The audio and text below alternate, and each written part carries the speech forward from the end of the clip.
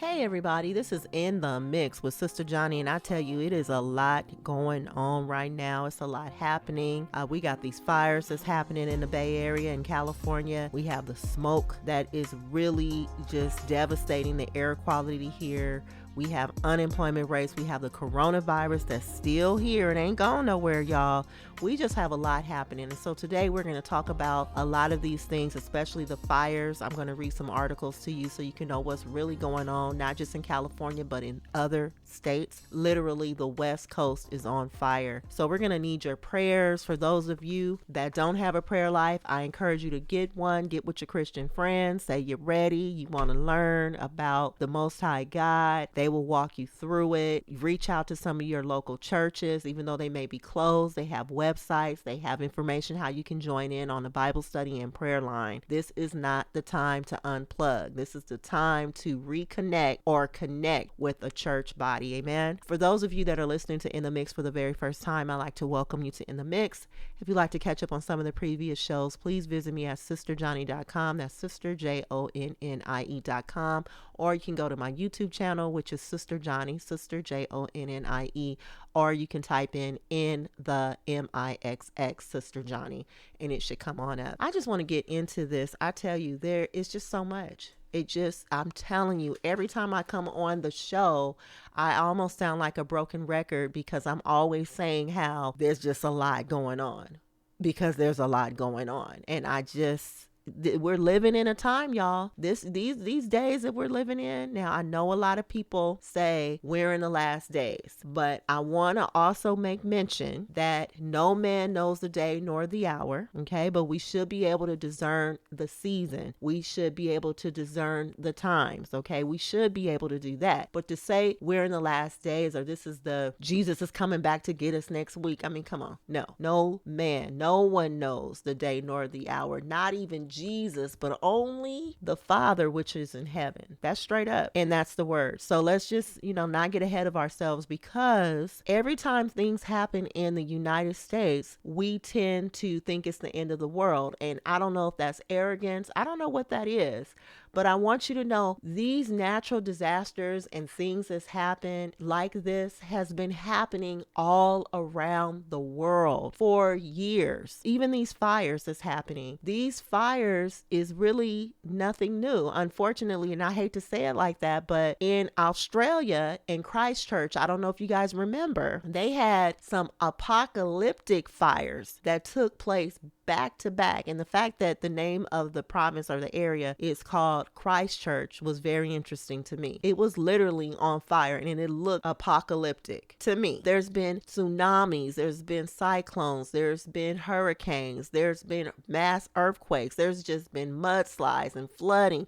There's been mass devastation all over the world. But it seems like when things happen in the United States, it's like it's the end of the world. And I think we should be careful with that, because it could be very offensive to people that live outside of the United States, has been dealing with pestilence and all kind of things for a long time. Now we know when Matthew 24 talks about the pestilence, the wars, the rumors of wars and earthquakes in diverse places and all these things that's going to take place. But he also goes on to say, but the end is not near. It seems like that, and it could be, and we want to prepare ourselves and be ready whenever that time comes. To say that this is it is really hard to say, but it is a lot happening right now, not just in the United States, but around the world. I want to get to these fires. Now, here in the Bay Area, which is where I'm located in California, we are quite frankly and literally surrounded by fires. I have some articles that I want to read to you about these fires. Fox actually reported on August 21st the following. California Governor Newsom says 367 wildfires, 23 of them major, continue to burn in statewide emergency. Gavin Newsom has declared a state of emergency for the state of California. These fires are devastating. And you know what I want to do is I want to give my condolences to families that have lost loved ones fighting the fires and lost loved ones hands in the fire. I just want you to know, even though people may not know you, I want you to know there's people that don't know you that are praying for you, praying that the Most High God will send the comforter to comfort you and your family during this time. I can't imagine what you're going through. I don't even want to go there. I just want you to know people are praying for you. And please, if you're a prayer warrior, keep the prayer wall up. Keep praying. There's people that are missing, and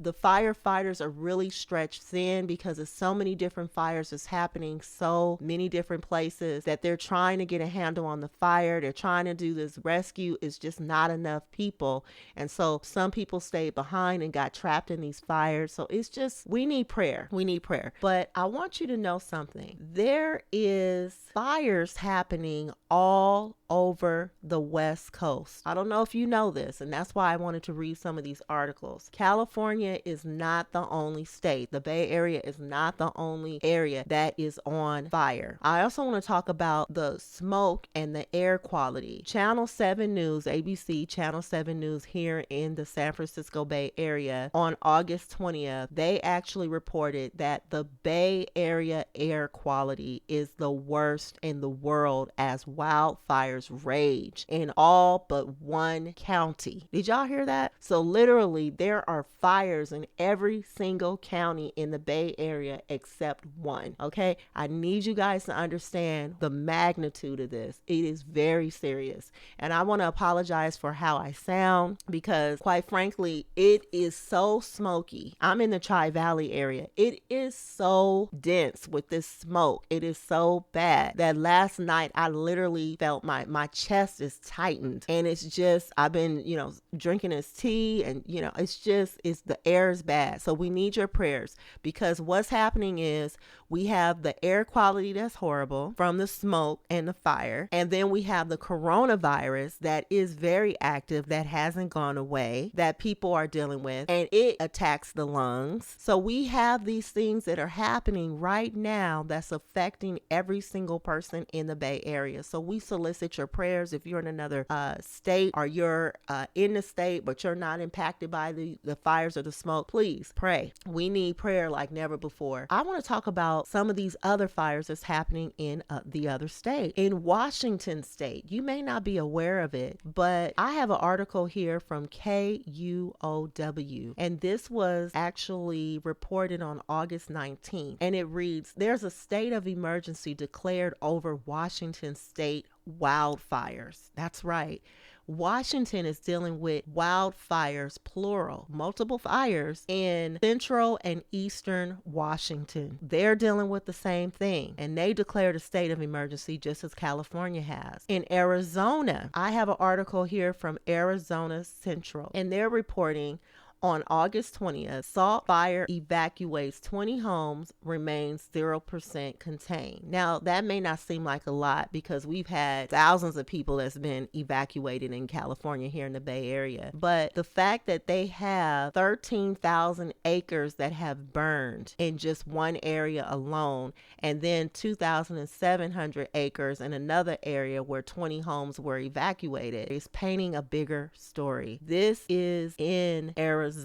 In Colorado, there are fires there as well. The Denver Post is reporting that Colorado fires, it says that the latest on the Pine Gulch and Grizzly Creek, Cameron Peak, and Williams fires. They're reporting that in Pine Gulch alone, the Pine Gulch fire grew to 122,550 acres. Now, to put that into perspective, that is 191 square miles. That's almost 200 miles of fire. Do you hear me? That's just one fire. There's another fire called the Grand Junction, or it's burning outside of Grand Junction, and they said that it's 17% contained. But this other fire in Pine Gulch, it's not contained, or it wasn't contained as of August 20th. That's in Colorado. In Wyoming, I have an article here. Wyoming News Leader is reporting that in northern Wyoming, there's wildfires that explode, and there's 25,000 acres on fire. We have another article here, or I have another article here from KMTV 11, where they're reporting in Idaho, crews work to contain central and south central Idaho fires. These fires are stretching across 5 states, actually. So you have California, Washington, Idaho, you have Wyoming, Colorado, and Arizona currently at the same time burning. Not good. Not good, you guys. We have to pray. I have another article here from CNBC on August 20th, and it says, "We're trapped. Californians now face the dual nightmare of wildfires and a pandemic." It's unreal. It's hard to comprehend. It's hard to wrap your mind around what's happening. I was thinking also, some people have contacted me. They're like, well, Sister Johnny, where can we send help? Where can we send aid? What do we need to do? The only thing that I can say is just be still for a minute, because I haven't heard anything announced. I know the Red Cross is a place that you can always send help to, even though I know people are on the fence with Red Cross, but Red Cross has been the most consistent. They've been here, always able to help. And I know there's been some chatter about where the funds are going, and this, I've always seen the Red Cross has always been on the front line of any natural disaster. I do know that. Again, do your research on where you can actually make donations. I don't know at this moment. I feel very strongly that most of the news outlets, they're just reporting on the fires and giving instructions on where people can go, evacuation orders. It's just chaos right now. That's the best thing that I can say as a local person here. If you are listening in another state to the news and you're saying, well, I don't know if this is really happening to this magnitude. Let me tell you something. I am a local person here in the Bay Area. It is really, really bad. And I'm not overextending or over exaggerating. Okay. We will need some help, but they're trying to get a hold on these fires. Please go to my YouTube channel so you can look in the description box below. I'm going to put all these links in there to these articles that I have. I'm going to also see if I can find this map. I have a map of the actual fires in the Bay Area where you can see that we, quite frankly, again, are surrounded by fires. And these are active fires. So you can understand the severity of what's happening. So go to my YouTube channel, look in the description box below. Don't forget while you're over there to subscribe, like, and share, as well as comment, because it will really help me. That's how you can be a blessing to me. But yeah, don't forget to do that. Again, where would you send your donations? Just hold off for a minute. All that I think is being worked out. I don't know, but I just believe it is. It's just right now, like I said, we have some active fires that are taking place. I want to read this article from Fox News. California Governor Newsom says 367 wildfires, 23 of them are major, continue to burn in statewide emergency. Actually, this article was printed on August 19th. Let me tell you something. I had to reread those numbers. I said 367 wildfires. 23 of them are major. Going back to the donations, people, the priority is to get these fires under control, because it's devastating. Their houses are burning down. Whole communities are being burnt up. People are displaced because we have the coronavirus that's happening right now, and people are avoiding other people because of the social distancing. These people have been pushed out of their communities. They've been evacuated out of these communities. They cannot go to any shelters because the shelters are filled to capacity before all this stuff happened.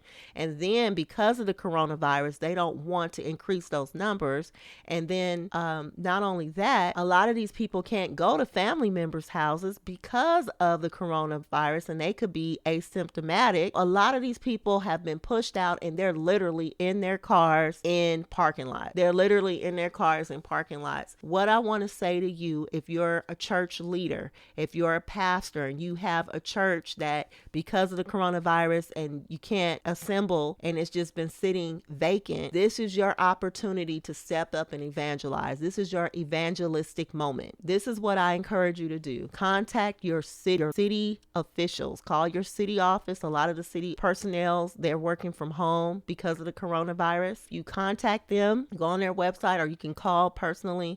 See if you can get someone on the phone and say, hey, you're a church. You just wanted to know if there was a listing where you can put yourself on the list as a place where you can receive receive people, and it's, you got to figure out how many people can come in, because you have to safely social distance because of the coronavirus. Or if you don't feel comfortable doing that, you can just let them know that you want to be a point of resource. So if you want your building to be used as a place where resources can be shipped, and it could be one of the locations where people can drop off donations or make donations, and you can ship it out to the people that actually need it. You can be one of those locations or designated locations people can go to or send donations to. So contact your local city officials, contact your local police department, work with them, let them know, because they're stretched thin. They need help. This is your time. This is your moment. This is what you've been praying about.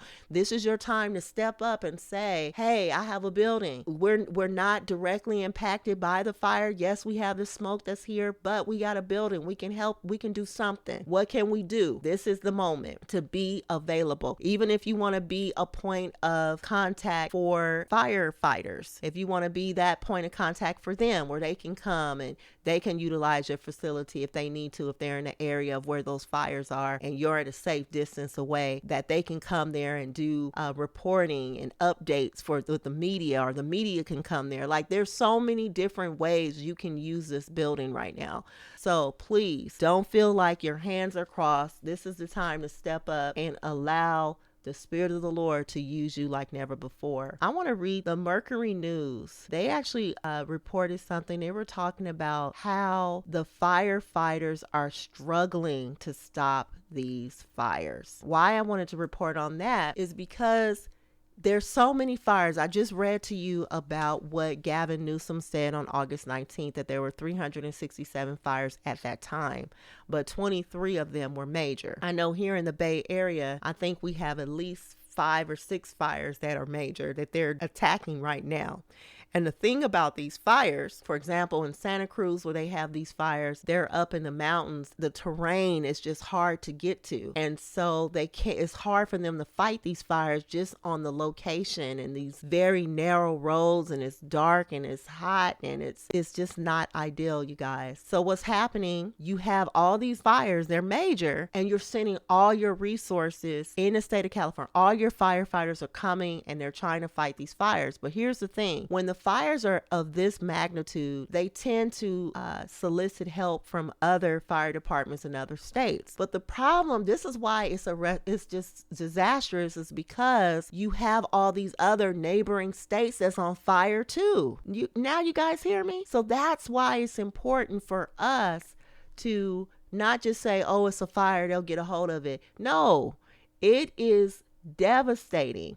It's to the point where people are literally being told to evacuate, and homeowners are staying behind to help to put these fires out so that they can protect their homes, because there's not enough firefighters. Do you hear what I'm saying? They're doing the best that they can. Even some have lost their lives. They are working tirelessly to try and save people's homes. But the truth of the matter is, it's just not enough of them. It's not enough. So we really need prayer. We need everyone that has a prayer life, for real, to keep the prayer wall up. We need God to intervene like never before. ABC Channel News here in the Bay Area reported that the Bay Area air quality is the worst in the world as wildfires rage in all but one county. All counties literally have a major fire of some sort that they're dealing with except one. I need you to really understand what's happening. This is devastating. But in the midst of this devastation, God is yet in control. In the midst of all this stuff that's happening, God is yet in control. So here's something that I want to leave you with. Psalms 91. And I want to give a shout out to Dejan. Dejan is a young man that is on fire for the Lord. He has been in his word faithfully. And he said to me, he said, well, Sister Johnny, the Lord, he gave me Psalms 91. And I said, well, that's a blessing. I know that came from the Lord, because Psalms 91 is a prayer for protection. And I want to read this for all of you. We need the protection of God right about now. Amen. We need God, the Most High God, to intervene. So I'm going to close with this. This is Psalms 91. I'm reading it out of the King James Version. I'm going to close with this. He that dwelleth in the secret place of the Most High God shall abide under the shadow of the Almighty. I will say of the Lord, He is my refuge and my fortress, my God, in Him will I trust. Surely He shall deliver thee from the snare of the fowler and from the noisome pestilence. He shall cover thee with his feathers, and under his wings shalt thou trust. His truth shall be thy shield and buckler. Thou shalt not be afraid for the terror by night, nor for the arrow that flieth by day, nor for the pestilence that walketh in darkness, nor for the destruction that wasteth at noonday. 1,000 shall fall at thy side, and 10,000 at thy right hand, but it shall not come near thee. Only with thine eyes shalt thou behold and see the reward of the wicked, because thou hast made the Lord, which is my refuge, even the Most High, thy habitation. There shall no evil befall thee, neither shall any plague come nigh thy dwelling. For he shall give his angels charge over thee, to keep thee in all thy ways. They shall bear thee up in their hands, lest thou dash thy foot against a stone. Thou shalt tread upon the lion and adder, the young lion and the dragon shalt thou trample under feet. Because he hath set his love upon me, therefore will I deliver him. I will set him on high, because he hath known my name. He shall call upon me, and I will answer him. I will be with him in trouble, and I will deliver him and honor him. With long life will I satisfy him and show him my salvation. God bless you. Be encouraged. Remember, God loves you and God just wants to use you. This is In the Mix.